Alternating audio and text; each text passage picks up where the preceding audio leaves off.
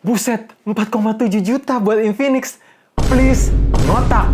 Mending... Apaan? Bukan 4,3. Hah? 4,3?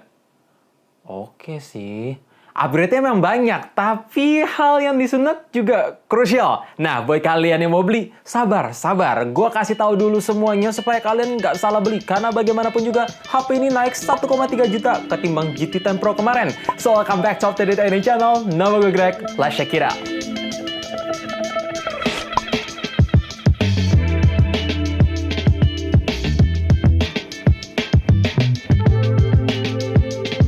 Jualan HP ini udah pasti soal spek.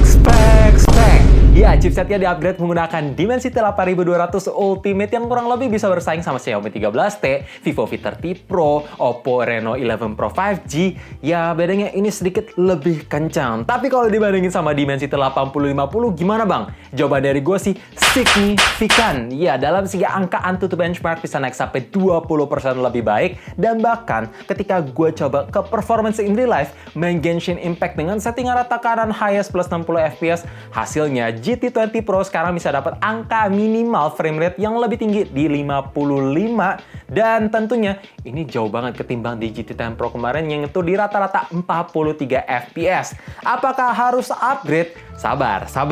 Dengan game yang makin berat, performa makin ngebut, dan dimainin geber juga lama-lama, otomatis suhunya juga panas.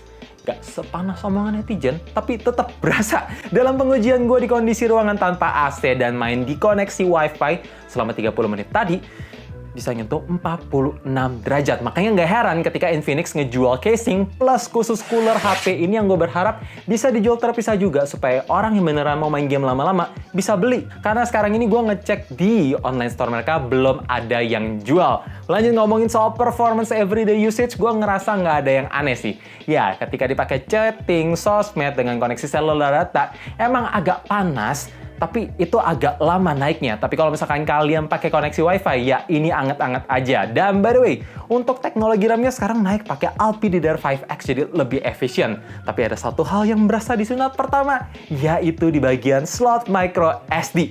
Kalian cukup nggak pakai 256 GB? Kalau user iPhone sih cukup. Canda iPhone.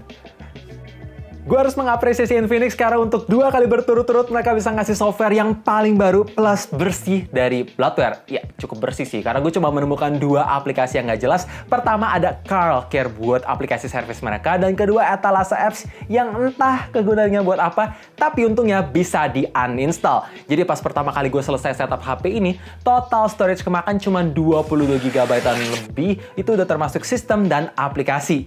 Mantap! Dan ngomongin soal tampilan user interface XOS 4 GT, seperti biasa sih, memang animasinya agak kaku, icon-iconnya itu gaming banget, dan fitur-fitur kecil yang kepake perintilannya banyak banget. Ada anti-theft, dimana kalau misalkan kalian nggak sengaja taruh HP ini di manapun lupa terus ada orang yang mau unlock, itu muka yang mau unlock bisa di-capture atau di-foto supaya kalian tahu siapa yang mau coba masuk ke HP kalian. Ada lagi Smart Hub buat akses file sementara tanpa harus makan storage fisik. Dan ketiga, Dynamic Bar. Ya, ini fungsinya mirip kayak Dynamic Island sih. Ketika di-charge ada keluar notifikasi bagian atas, dan ketika ada notifikasi kayak hal-hal kecil keluar dari sana sih. Dan ngomongin soal jaminan software update akhirnya pun meningkat. Bukan lagi 1 kali OS Android plus 2 tahun security patch, tapi 2 kali OS Android plus 3 tahun security patch.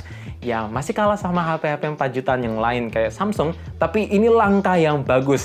Dan pas pertama kali gue selesai setup HP yang satu ini, langsung terima 1 kali software update. Demi bezel yang lebih tipis nih, fitur andalan Infinix resmi hilang, yaitu flashlight di bagian depan. Jadi sekarang ini kalau misalkan kalian pengen foto-foto atau video di tempat gelap, hasilnya ya burik karena cuma mengandalkan cerah dari si layar. Kalian sendiri lebih pilih bezel tipis atau flashlight di kamera depan? Coba komen di bawah. Kalau gue sendiri sih tim bezel tipis karena lebih imersif. Lanjut ngomongin soal kualitas layar, ada sedikit upgrade. Ukurannya lebih besar walaupun memang resolusinya nggak nambah, tapi itu bukan jadi deal breaker. Dalam segi brightness sekarang bisa jauh lebih cerah ketika pakai di kondisi outdoor, lebih nyaman dan bisa lebih redup. Ya, kalau misalkan kalian sebelum tidur suka gunain HP, mata nggak terlalu sakit karena cerahnya layar. Ini menarik. Dan ngomongin soal refresh rate, sekarang loncat ke 144 Hz yang menurut gue tetap rasanya gimmick karena belum ada aplikasi ataupun game yang support refresh rate setinggi ini. Ya 120 Hz saja udah overkill, mulus banget. Ditambah, ya memang HP ini ada fitur baru namanya frame rate interpolation. Dimana kalau misalkan kalian main game yang support di game boosternya ini, tampilannya tuh jadi lebih mulus, gak patah-patah. Tapi satu hal yang pasti yang sangat gue suka, sentuhan layar di HP ini tuh responsif banget, tidak ada delay. Ya, menyenangkan. Tapi ada dua hal yang rasanya kurang. Memang panelnya menggunakan AMOLED yang kualitas layarnya tuh bagus lah ya, mau dipakai sosmed atau pemain game oke banget. Tapi fitur always on display masa cuma bisa nyala 5 detik. Ini lebih tepatnya 5 second on display. Kedua, untuk screen protector bawaan yang dipasang udah nggak ada lagi. Cuma ada tempered glass yang tadi gue bilang, dan itu mesti pasang sendiri. Di GT 10 Pro kemarin masih dipasangin plus dapet tempered glass. Kok ini makin mahal makin disunat ya? Ngomongin soal desain HP ini tuh agak campur aduk sih. Makin dilihat tuh makin mirip kayak Nothing Phone, tapi versinya ini lebih gaming. Karena banyak patternnya, banyak aksesoris pernak-perniknya, dan tentunya sekarang lampunya jadi lebih besar plus bisa berwarna. Ya, gua kasih tunjuk aja. Tuh, bahkan ada 4 efek. Pertama, Breeze, 2 Meteor, ketiga Rhythm, dan keempat Gradient.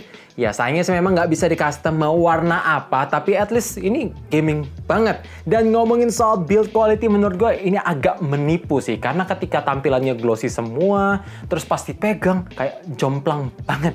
Iya, berasa plastiknya nggak sesuai harga yang dikasih. Tapi satu hal yang harus gue apresiasi, free casing bawaan yang di-include Infinix itu niat plus premium. Jadi kalau misalkan pengen naikin build quality, ya pasang aja free casingnya, bakalan lebih bagus. Dan ngomongin soal fitur IP rating sekarang naik jadi IP54, dimana sekarang bisa tahan cipratan air dari segala sisi, yang oke banget sih kalau misalkan nanti di musim hujan. By the way, ngomongin soal haptic vibration, ini berasa mahal, berasa bagus, dan speakernya menggunakan stereo by JBL. Ini agak sedikit meningkat sih, memang bass treble-nya kurang, tapi at least clarity-nya lebih bagus dan suaranya lebih jernih. Walaupun memang untuk speaker di bagian atas itu lebih redup ketimbang di bawah, jadi gue langsung aja pasang musik by Leica Inspire, pasang earphone dan headset gue play.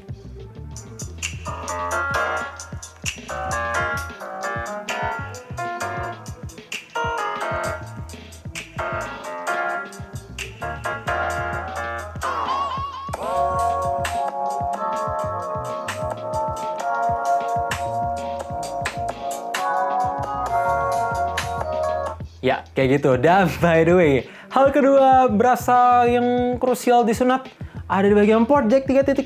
Resmi hilang. Kalau misalkan kalian gamers pengen latency yang lebih rendah, sekarang susah sih. Mesti modal adapter atau pakai earphone yang ujungnya USB-C. Baterai 5000 mAh di HP ini menurut gue ada di bawah ekspektasi. Iya, dipakai Pusheng MLBB dengan settingan rata kanan, brightness-nya adaptif, speakernya pun 0%, dan koneksinya main di Wi-Fi bukan cellular data. Bisa dapat screen on time 4 jam 20 menit. Kalau misalkan kalian bilang itu wajar, tunggu dulu, dengerin dulu. Kalau misalkan sekarang ini gue campur sosmed dan main game dengan lagi-lagi koneksi Wi-Fi bukan cellular data, brightness-nya adaptif, cuma bisa dapat screen on time 6 jam 3 menit. Gak sampai di situ. Ketika gue biarin HP ini standby dengan koneksi seluler datanya mati, koneksi wifi-nya pun juga gue matiin, always on display juga boro-boro karena cuma 5 detik lagi, dibiarin dari jam 2.30 sampai jam 11 siang, itu kurangin baterai 9%. Ingat, 9% gak diapa-apain, biarin standby doang. Jadi menurut gue, konsumsi baterai di HP ini tuh gak ngotak. Gue berharap semoga Infinix bisa optimize antara hardware dan software supaya lebih baik lagi. Karena kemarin Poco X6 Pro aja gue bilang boros, tapi itu punya performa yang lebih kenceng dan resolusi layar yang lebih tajam ketimbang HP yang satu ini. Ya untungnya sih memang ngecharge-nya masih support di 45 watt yang cukup ngebantu walaupun ya nggak secepat 67 watt. Tapi ada dua hal yang bikin HP ini tuh HP gaming banget. Pertama, ujung kabelnya itu dibuat melengkung jadi nggak ganggu jari kalau misalkan kalian pengen main game sambil nge-charge. Dan kedua, masih tersedia fitur bypass charging yang jarang banget gue temuin di HP-HP gaming harga segini. Jadi menarik. Terakhir ngomongin soal kamera, ya ini sama persis sih kayak GT10 Pro dalam arti kata resolusinya sama dan tidak ada lensa ultrawide. Jadi ekspektasi gue tuh ya oke aja lah ya.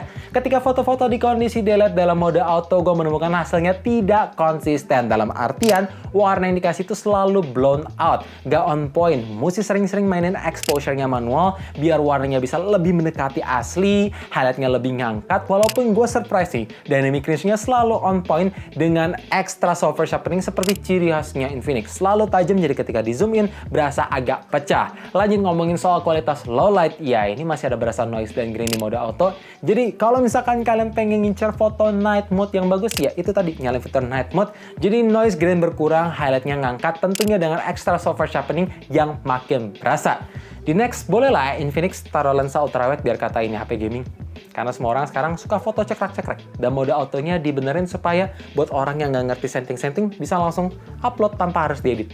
Oke, jadi ini adalah contoh perekaman di 4K 30 fps. Ternyata OIS plus IIS bisa berjalan bersamaan sehingga menghasilkan video yang stabil nih guys. Sambil panning memang agak kaku, tapi at least ini stabil plus tajam. Bahkan kalau misalkan gue melakukan 3 kali digital zoom, masih bagus sih. Walaupun ini ada berasa jitter.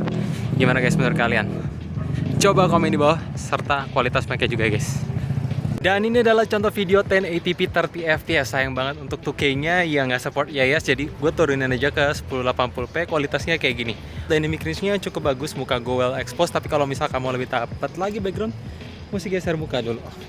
Gimana guys menurut kalian? Untuk kestabilan dan audionya coba komen di bawah, karena ada 2 mic. Jadi guys, intinya peningkatan yang paling berasa signifikan di HP ini tuh ada 4 hal. Pertama, dalam segi software update-nya sekarang bisa lebih panjang. Kedua, performanya lebih ngebut. Ketiga, desainnya ini ala-ala gaming banget plus bisa dangdutan karena ada lampu RGB. Keempat, bezelnya lebih tipis plus sentuhan layarnya makin satset. Tapi sebelum beli, perhatikan 3 hal ini. Pertama, port jack 3.5 hilang. Jadi kalau misalkan mau zero latency itu mesti mode adapter. Micro SD, kedua, itu hilang. Jadi kalau misalkan kalian mau beli HP ini, pastikan ke diri kalian dulu sendiri apakah 256 GB cukup. Ketiga, flashlight di kamera depan juga hilang. Jadi kalau misalkan mau foto-foto atau video di tempat gelap, ya hasilnya burik. Kalau misalkan nggak masalah dengan 3 hal ini, silahkan beli aja. Tapi dengan harga yang lebih mahal 1,3 juta ketimbang Infinix GT10 Pro, gue nggak bisa rekomendasikan HP ini begitu aja karena ada Poco X6 Pro yang rasanya lebih menjanjikan sih. Andai HP ini bisa dibanderol startingnya 3.999.000, wah gampang banget. Gue rekomendasiin buat kalian beli sekaligus bisa lebih laris. Tapi ya itu menurut analisa sotoy gue. Buat kalian yang udah menggunakan HP satu ini, coba share pendapat di bawah supaya yang lain juga kebantu. Karena sharing is caring. Gue berharap dengan adanya video ini kalian bisa terbantu. Dan kalau misalkan terbantu, boleh juga bantu like-nya, share ke teman-teman, dan sekaligus subscribe buat kalian yang belum subscribe. Dan nyalain lonceng notifikasinya juga supaya tahu kapan video baru diupload. And as always, stay safe, stay healthy, dan stay updated with up to date. Thank you guys.